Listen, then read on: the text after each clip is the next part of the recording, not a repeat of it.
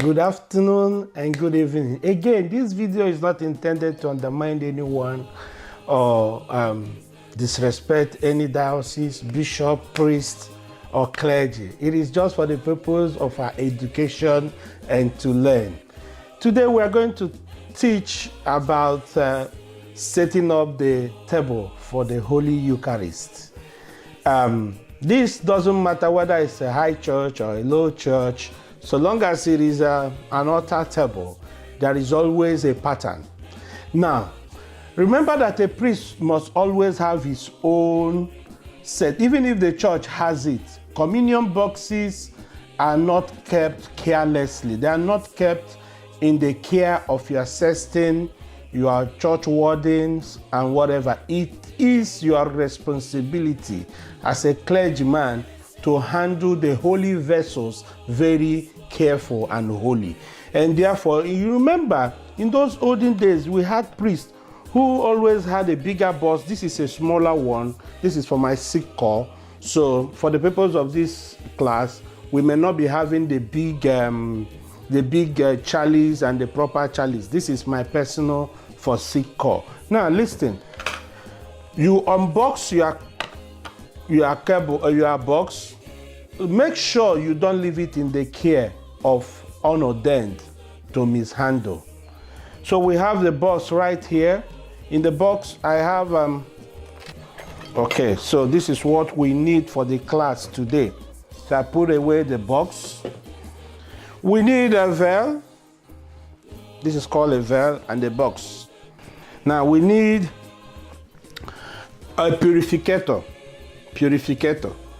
We need a chalice. This is serving as a ciboro. So let me keep it here. This is the C-core ciboro. And this is a pattern. Here, this serves as my corpora. This is going to serve as my corpora. Wine and water necessary, and the stool. So let's say that I'm already vested.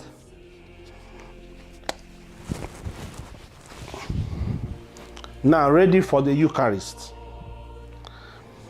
Always remember that even no matter the season of the year that the altar is clothed with, it could be green, red, white, or purple, gold sometimes. Whatever the color is vested with, you need a white plain cloth over the table. A white linen cloth over the table. That's like the linen that Christ was bound with. So you need that on the table, spread white. And now you have your chalice. Before your chalice, you need another white cloth, little piece white cloth, just like this. This is, remember, I'm using this as my cobra. This is not now my cobra, but you need a little white cloth spread at the very area where you are going to place your table. Okay. Let's take it this way. Let me use the corpora for it. Okay, so that's fine. Remember, we have a white cloth spread over, and you keep the chalice. You need a host and a pattern. Where's my pattern? A host and a pattern. Now, you have the priestly wafer. I don't have it here, so what I have here is the usual host. So, you get your purificator over the chalice. Place your pattern. Remember, with a host, priestly host on it. Let's put this away. This is just for consecration, but I'm going to speak about them. Now, you get the box. Oh, there's a little one I don't have here. So, in order to put this, you need that little white piece over here. Let me use this to illustrate, even though I don't have it right here. So, you remember the little white piece, you keep it this way on this. And here you unfold the cover, okay? This way. Remember, this way. And it comes over. It's a smaller cup, that's why it's not going to fit very well. It comes this way, and the box over it. The box faces this way, and it comes this way. Now, if you look well, you see at the back. Okay? If you look well, you see at the back. Now, during consecration, what do you do? How do you unbox it? The box comes down, and the veil goes over that way. Usually at the left side of the table, and the box comes this way at the left side of the table. So that is for this. But there is another one called the corpora. So you put this away, and if you have an altar server in the high church, or if in the low church, they give you the corpora, corpora. And the corpora is usually folded like this. Like this. Remember that this side has to be this way. So they give you the corpora. You place the corpora with your two hands. You place it on the table. Remember, to unfold the corpora, you start this way and that way. It goes this way and comes this way. There's usually a cross embroidered on the corpora. So you now take the chalice and the pattern over the corpora. The reason for the corpora is during the consecration, let's say that the host falls off, a piece of the host falls on the corpora while doing the consecration, or the wine, a little wine splits, it's going to split on the corpora. And during consecration, remember that if after consecration, if you are giving out the host and one falls out, you don't sweep it off. You pick it and eat yourself as a priest. Now, when you have this done, let's say the communion is over and they have returned the cup to you as the chief priest or the leader of the team. You place the chalice this way. After cleaning, let me teach you how to clean the chalice. Now, you get the chalice. Remember, this is our purificator. It's not just to clean the cups over when giving the communion. Now, there might be some particles of the host left on the pattern when they return it. You go this way, putting everything in the wine, leftover wine. Now, you have to shake it and take with your two hands, not one. I see people lift it. You don't lift the holy cup with one hand. This is remember the blood of Christ. So you lift with two hands. So after this, you need a water, a little water. This water is not consecrated now. You pour the water in,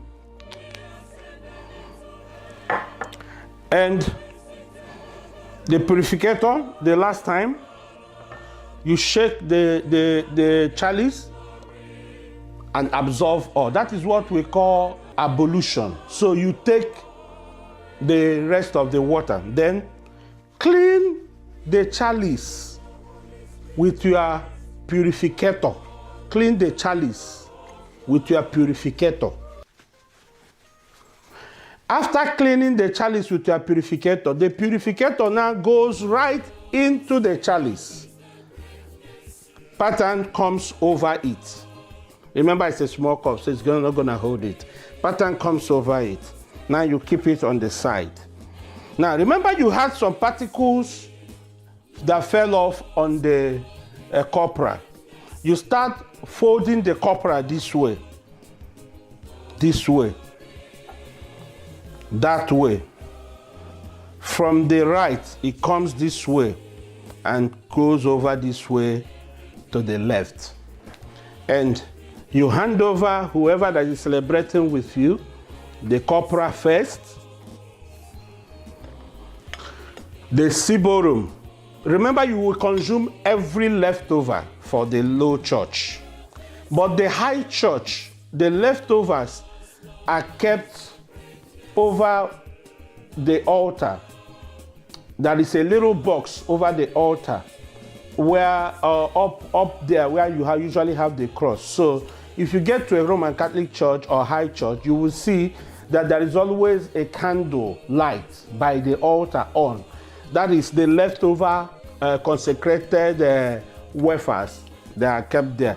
But for the wine, you must consume all the wine. And so once you put away the copra, you get the chalice back. And let's put this away because it's going to, remember it's in there. You keep the chalice back and it goes this way. It goes this way. You fold it again, this goes first, and this comes this way. Remember, so the cross remains here. And you put the little white stuff I told you over here. And here comes the veil and the box. The wine and water is very, very necessary in the Eucharist. So you have wine, you have water. In a blood, you have water and blood. And the Bible said that when Christ was pierced, both water and blood gushed out from his side. So they are symbolic. Always put a little water in your wine before consecration. Thank you. I hope to see you again with more teachings on our liturgy. Thank you and God bless you. Hello friends.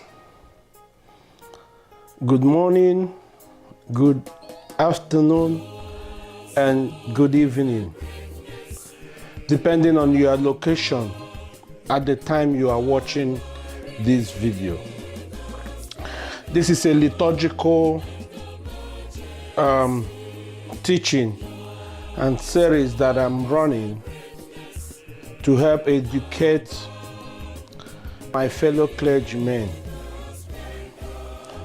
This video is not intended to undermine any priest, bishop, nor diocese. It is just for our academic exercise, you know. So, quick one, let's take it again. Today I want to talk about the Anglican Church as a high church and a low church. Please take note, there's no way we can finish or talking about the Anglican Church and its rituals and liturgy in 6 to 10 minutes. These are just highlights. So if you may need more, you could inbox me, or if you have the privilege of meeting with me, we could sit and talk more. There are many materials and documents that could help you too. So please, this is not intended to undermine anyone. Quick one, what is a low church and a high church? A high church is simply the Anglican Church that takes the full rights of the Roman Catholicism, full rights of Roman Catholicism. These are a group of churches or the church that upholds the old tradition before the Reformation. They uphold the old tradition of the church, of the papacy, per se. And you could best see them here in the West, in the United States, United Kingdom and other parts of the world, or even in West Africa, like Ghana and some parts of Africa. In this church, you could discover that the priest uses incense, candle, altar server, sings the mass, and all that. That church emphasizes more on rituals, on obeying the full rituals of the church. The setting of the altar and the inner church looks very different from that of the low church. In this church, the mass is said. They don't really lay emphasis on morning prayer and the evening songs. That is matins and evening songs. So every Sunday in this high church is a mass, just like the Episcopal Church here in the United States. So it must be celebrated by a priest. So that is a little about the high church. And in the high church, the gospel is not just read. There is what we call gospel procession. At this gospel procession, the altar servers, there's what we call a cross bearer, incenser, 2 candle bearers, and a missal bearer. They process right to the middle of the church, or sometime there's what we call procession. So they process towards the eye, in between the western door and you know that cardinal point. So they stop at that point. The missal bearer stays in the middle. The 2 candle bearer stays by the side. An incenser goes in front while a cross bearer stays behind the incenser. So once the priest announces the gospel, the incenser gives the incense to the priest, who sanctifies the environment before singing or chanting the gospel. At this time, everybody will be standing. If a bishop is in that service, he stands up with his mitre and his crucible. That is to authenticate the power in the word of God. These are the words spoken by Christ. While it's a little different with the low church. The low church, the priest reads the gospel from the chancel. At the right side of the chancel, he takes the gospel. So these are little differences.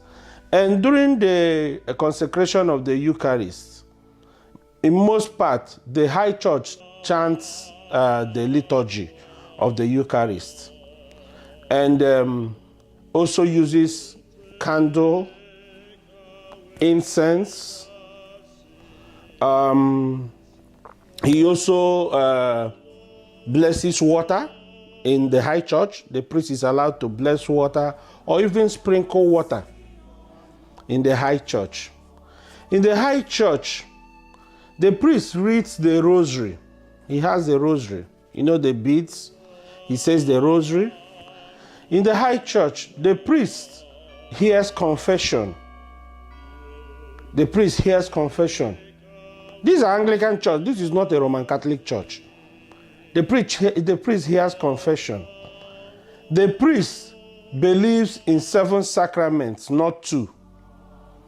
That is baptism, confirmation, penance, holy matrimony, holy order, and all that. While in the low church, the priest believes, or the faithful believe in 2 sacraments, the Eucharist and baptism. So this is a little about the high church. The high church is purely Roman Catholicism into Anglicanism, mixed into Anglicanism. So when you see, the next time you see Mass being celebrated on Facebook or YouTube, those are not Catholic. Some of them are not Catholic Church. There's a good part of them are Anglicans too. While in the low church, we don't lay emphasis on rituals. So I'm surprised at the low church now. I see most churches having altar servers. There's nothing wrong in modifying our liturgy, but we'll be careful not to mix it up. You have altar server that don't really have a candle bearer, you don't have an incenser, you don't have a cross bearer, and in the low church, the priest does everything. I don't know what altar servers will be doing. A lot of time I see it as distraction. While in the high church, the altar servers are seated right there by the priest to help the priest get things around and get things done. So this is about the high and low church. Now, there's a particular thing I want to bring to our notice today. A gentleman of the priesthood. If you are not a bishop, please take note. This finger, that is the index finger and the finger for the ring, is kept for bishops for benediction. Index finger and the ring, this finger for the ring goes this way, and the bishop blesses the people this way. But if you are a priest, it goes this way. Please take notes. This is traced down to papacy. So it's a lesson for another day. Thank you, and God bless.